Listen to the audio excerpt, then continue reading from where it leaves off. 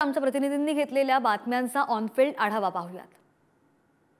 महाविकास आघाडीच्या जागा वाटपाचा तिढा सोडवण्याचा प्रयत्न आज पुन्हा एकदा मुंबईतील वरळी येथील पंचतारांकित हॉटेलमध्ये झाला। या बैठकीला महाविकास आघाडीचे सर्वच प्रमुख नेते उपस्थित होते।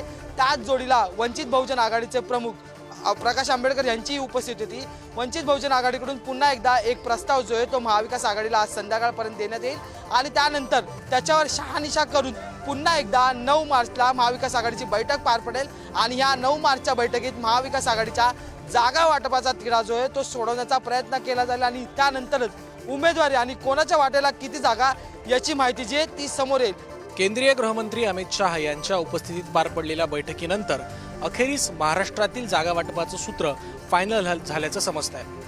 केंद्रीय गृहमंत्री अमित शाह, मुख्यमंत्री एकनाथ शिंदे, उपमुख्यमंत्री अजित पवार आणि प्रफुल्ल पटेल यांच्यासह अनेक नेत्यांच्या उपस्थितीत जी बैठक आज पार पडली त्यामध्ये सकारात्मक चर्चा झाल्याचं समोर आलंय।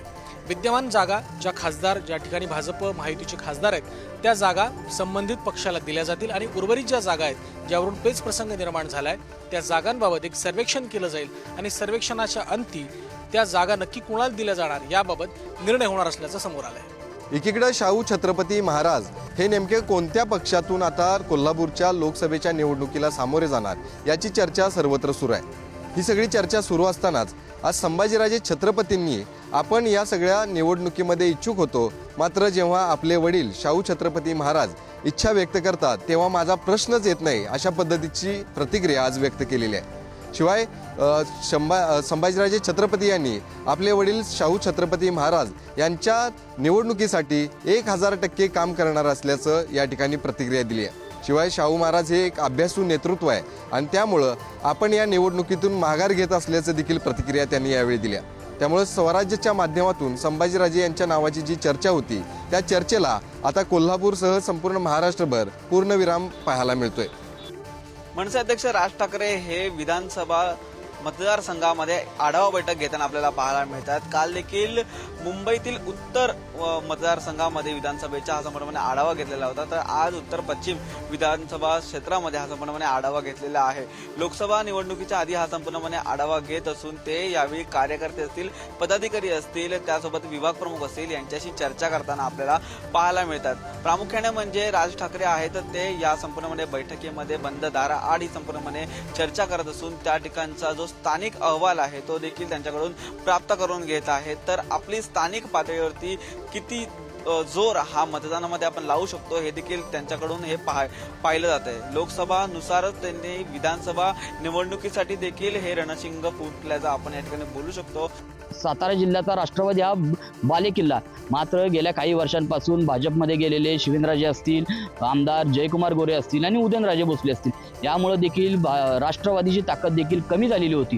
मात्र गेल्या काही दिवसांपासून राष्ट्रवादीमध्ये जी फूट पडली त्यानंतर देखील दोन्ही गटांमध्ये देखील दुफळी निर्माण झालेली आहे आणि याचाच तोटा देखील आता दोन्ही गटांना, राष्ट्रवादीच्या दोन्ही गटांना होताना आता पाहायला मिळत आहे। येणाऱ्या या लोकसभेमध्ये देखील भाजप हा प्रमुख पक्ष दावेदार असल्याचं मानलं जात आहे आणि या भाजपमधून देखील खासदार श्रीमंत छत्रपती उदयनराजे भोसले हे देखील प्रमुख उमेदवार असतील अशी देखील चर्चा वर्तवली जात आहे आणि अजित पवार गट देखील यामध्ये ही जागा आपल्याला मिळावी यासाठी देखील आग्रही आहेत।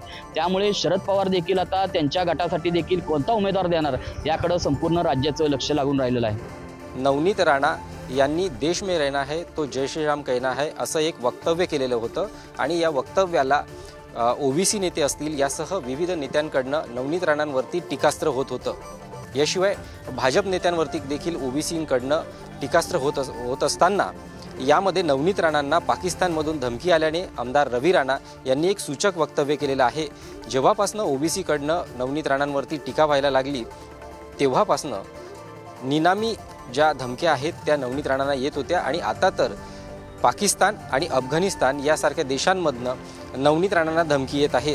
त्यामुळे अनिल बोंडेंनी देखील बोलताना त्यांनी सांगितलं आहे की नवनीत राणांना जर अशा स्वच्छतेचे कंत्राट एकाला देऊन मुंबईतील हजारो स्वच्छता स्वयंसेवकांना बेरोजगार करण्याचा पालिकेच्या निर्णयाला तसेच ग्लोबल टेंडर रद्द करून मुंबईतील बेरोजगार महिलांना काम मिळवून देण्याबाबत मुंबई काँग्रेसकडून विरोध करण्यात आला। आज मुंबई महानगरपालिकेवर मोर्चा काढण्यात आला होता। यावेळी महाविकास आघाडीचे घटक पक्ष तसेच स्वयंसेवी संस्था या मोर्चात सहभागी झाल्या होत्या।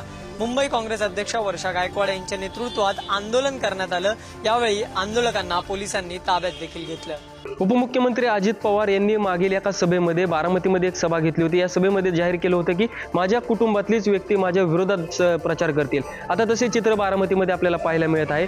उपमुख्यमंत्री अजित पवार यांचे धाकटे बंधू श्रीनिवास पवार यांचे चिरंजीव युगेंद्र पवार आता बारामतीमध्ये गावभेट दौरा करत आहेत। सुप्रिया सुळे यांना जी नवीन चिन्ह मिळालेलं आहे तुतारी फुंकणारा माणूस, ते चिन्ह गावोगावी नेऊन घराघरापर्यंत पोहोचवण्याचं काम युगेंद्र पवारांकडून केलं जात आहे। कुठेतरी राष्ट्रवादीमध्ये फूट पडली, कुटुंबातले व्यक्ती माझ्या विरोधात प्रचार करतील असे अजित पवारांनी म्हटले। आता त्यांचं कुटुंब सोडलं तर बाकीचे सर्व कुटुंबातील व्यक्ती हे शरद पवार गटासोबत गेल्याचं चित्र आपल्याला पाहायला मिळत आहे। आज युगेंद्र पवार बारामतीच्या दौऱ्यावरती आहेत। यावेळी त्यांनी एका भाषणामध्ये स्पष्ट केलं आहे की आपण ज्यावेळेस बारामतीच्या बाहेर पडतो, देश पातळीवर तिथे फिरत असतो, त्यावेळेस आपल्याला शरद पवारांचं नाव सांगितल्यानंतर ओळखलं जातं आणि आता कुठेतरी शरद पवारांना आपल्या मदतीची गरज आहे आणि त्यामुळे आपण त्यांच्या पाठीशी ठामपणे उभे राहिलं पाहिजे असे युगेंद्र पवारांनी एका भाषणामध्ये सांगितलं आहे। लोकसभा निवडणूक आमच्यासाठी दुय्यम आहे, विधानसभा निवडणूक आमच्यासाठी प्रथम आहे असं म्हणून आमदार बच्चू कडू यांनी भाजपला घरचा आहेर दिला आहे।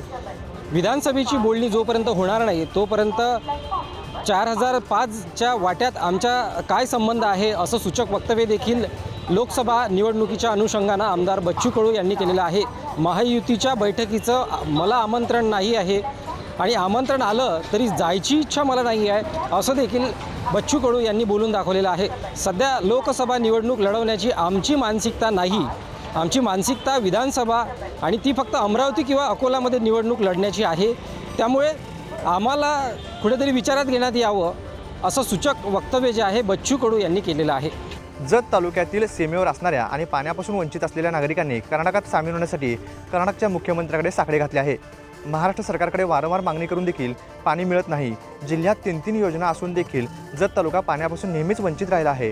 त्यामुळे आता कर्नाटकातूनच पिण्यासाठी पाणी द्यावे आणि जत तालुक्यातील सुमारे 20 ते 25 गावे कर्नाटकामध्ये सामील करून घ्यावेत अशी मागणी जतमधील नागरिकांनी कर्नाटकचे मुख्यमंत्री सिद्धरामय्या यांच्याकडे केली आहे। कर्नाटकातील कोट्टलगी या ठिकाणी पाणी योजनेचा शुभारंभ कर्नाटकचे मुख्यमंत्री सिद्धरामय्या यांच्या हस्ते करण्यात आला। यावेळी कर्नाटकातील पाण्यापासून वंचित असलेल्या नागरिकांनी त्या ठिकाणी जात कर्नाटकामध्ये सामील करून घ्यावी अशी मागणी केली आहे। त्यामुळे जतमधील सीमा भागात असणाऱ्या आणि पाण्यापासून वंचित असणाऱ्या गावांचा पाणी प्रश्न पुन्हा एकदा पेटणार आहे। गेल्या अनेक महिन्यापासून पीक विम्याचा प्रश्न अद्यापपर्यंत मार्गी लागलेला नाहीये। कृषी अधीक्षक कार्यालयाच्या वतीने जो काही अहवाल वरिष्ठांकडे पाठवला आहे तो चुकीचा अहवाल पाठवल्याचा आरोप आमदार संतोष बांगर यांनी केला आहे आणि आज त्यांनी कृषी अधीक्षक कार्यालयामध्ये धाव घेतली आणि कृषी अधीक्षक कार्यालय अधीक्षकाला जो आहे चांगलंच धारेवर धरलेलं आहे। येत्या 4 दिवसांमध्ये शेतकऱ्याच्या खात्यावर पीक विम्याचे पैसे जमा झाले पाहिजेत, अन्यथा आम्ही शिवसेना स्टाईलनं आंदोलन करू असा इशारा जो आहे आज संतोष बांगर यांनी कृषी अधीक्षक कार्यालयामध्ये जाऊन कृषी अधीक्षकाला दिलेला आहे। खरोखर आता येत्या 4 दिवसांमध्ये खरोखरच पीक विम्याची रक्कम जी आहे शेतकऱ्याच्या खात्यावर जमा होते की नाही हे पाहणं आता महत्त्वाचं ठरणार आहे। कारण पीक विम्यासाठी अनेक दिवसापासून शेतकरी चांगलेच संतापलेले आहेत। अनेकदा पीक विम्याची मागणी करतायत, मात्र काही केल्या त्यांच्या मागणीकडे लक्ष दिलं जात नाही।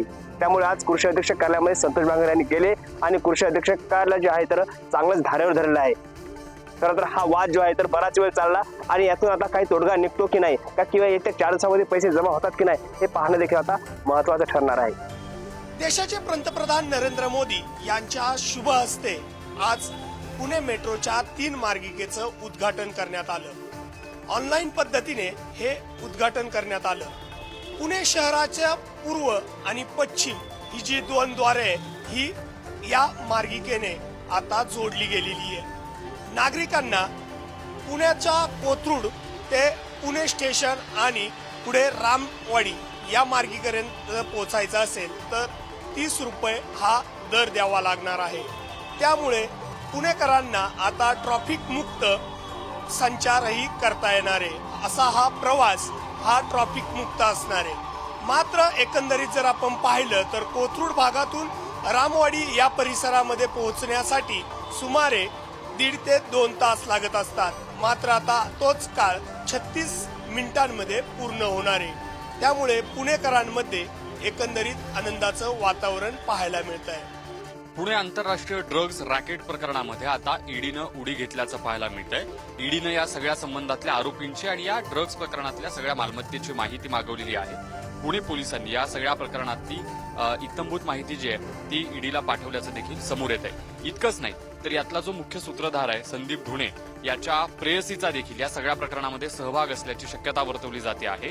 पुण्यामध्ये संदीप ढुणेच्या प्रेयसीच्या नावावर एक फ्लॅट आहे, वेगवेगळे सिम कार्ड्स तिच्या नावावर संदीप ढुणेनं यापूर्वी या सगळ्या ड्रग्ज रॅकेट प्रकरणामध्ये वापरलेत असंही सूत्रांकडून समजतंय। पाहावं लागणार आहे पुणे पोलिसांना या सगळ्या प्रकरणामध्ये सखोल तपास करताना आणखी कोणत्या नव्या गोष्टी समोर येतात आणि हजारो कोटींचं ड्रग्ज रॅकेट, हवालामार्फत केलेला पैशांचा व्यवहार आणि हे आणखी किती मोठं रॅकेट होतं याची व्याप्ती पाळमुळं किती खोलवर रुजलेली आहेत याचा पोलिसांना तपास घ्यायचा आहे। मात्र आता NIA असेल, वेगवेगळ्या यंत्रणा असतील, ATS असेल, त्यासोबतच ED असेल, अशा यंत्रणांकडून देखील या पुणे ड्रग्ज रॅकेट प्रकरणामध्ये लक्ष घातलं जाते आणि इत्थंभूत जी माहिती आहे ती मागवली जाते आहे। नागपूरच्या संविधान चौकात वीज कंत्राटी कर्मचाऱ्यांच्या बेमुदत कामबंद आंदोलनाचा आजचा दुसरा दिवस सुरूच आहे। वीज कंत्राटी कामगार संयुक्त कृती समितीच्या माध्यमातून आपल्या विविध मागण्यांसाठी मागील अनेक दिवसापासून राज्यभरात आंदोलन केलं जात आहे।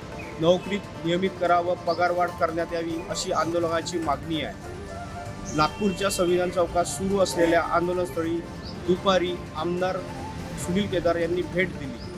आंदोलनामुळे महाजनकोच्या कामकाजावर मोठा परिणाम दिसून आला, त्यामुळे सरकार आंदोलनाच्या मागण्यासंदर्भात काय तोडगा काढते हे पाहणे महत्त्वाचे ठरणार आहे। मंत्री छगन भुजबळ यांनी नाशिक महानगरपालिकेची तक्रार थेट मुख्यमंत्र्यांकडे केलेली आहे। नाशिक महानगरपालिकेत भूखंड आरक्षणावरनं 200 कोटी रुपयाचा घोटाळा झाला असल्याचंही या तक्रारीत भुजबळ यांनी म्हटलं आहे। त्यामुळे नाशिक महानगरपालिकेत बदल्यांच्या संदर्भात देखील घोटाळा झाला असल्याचं या तक्रारीद्वारे मुख्यमंत्र्यांकडे तक्रार करण्यात आली आहे। ज्येष्ठता वगळून बदल्या करण्यात येत असल्याचाही आरोप या तक्रारीद्वारे करण्यात आलेला आहे। त्याच्यामुळे शहरातल्या वेगवेगळ्या भागातले भूखंडांचा अनुशेष त्याचबरोबर आरक्षण जे ते बदलण्यात आलेलं आहे, हे बदलत असताना या ठिकाणी मोठा पैशांचा गैरव्यवहार झाल्याचा असल्याचंही या ठिकाणी मंत्री छगन भुजबळ यांच्या तक्रारीद्वारे मुख्यमंत्र्यांना कळवण्यात आलेलं आहे। त्याच्यामुळे एकूणच या नाशिक महानगरपालिकेचा 200 कोटी रुपयाचा घोटाळा जो आहे याची तक्रार आणि चौकशी करण्यात यावी अशी मागणी जी पत्राद्वारे व तक्रारीद्वारे छगन भुजबळ यांनी मुख्यमंत्री एकनाथ शिंदे यांच्याकडे केलेली आहे। गेल्या काही दिवसात कपाशीच्या दरात वाढ झालेली असून कपाशीचे दर आता 8,000 रुपयाच्या जवळपास पोहोचलेले आहेत। त्यामुळे शेतकऱ्यांना दिलासा मिळालेला आहे। वाशिम जिल्ह्यातील बहुतांश शेतकऱ्यांनी जेव्हा कपाशीचे दर हे 6,000 ते 7,000 रुपयाच्या दरम्यान होते, त्यावेळेस दरात होत असलेली घसरण पाहून मोठ्या प्रमाणात कपाशी विक्रीकडे कल त्यांचा वाढलेला होता। मात्र काही शेतकऱ्यांनी तरीसुद्धा दरवाढीच्या अपेक्षेनं घरात कापूस साठवून ठेवलेला होता। आता त्यांना यामुळे फायदा होणार आहे। मात्र मागील 2 वर्षाचा जर विचार केला तर कपाशीचे दर हे साधारणतः 10,000 रुपयापासून 13,000 रुपयापर्यंत होते। त्या तुलनेने हे 8,000 रुपयाचे दर सुद्धा कमी आहेत आणि अजूनही बरेचसे शेतकरी आता दरवाढीची प्रतीक्षा करताना दिसून येत आहेत।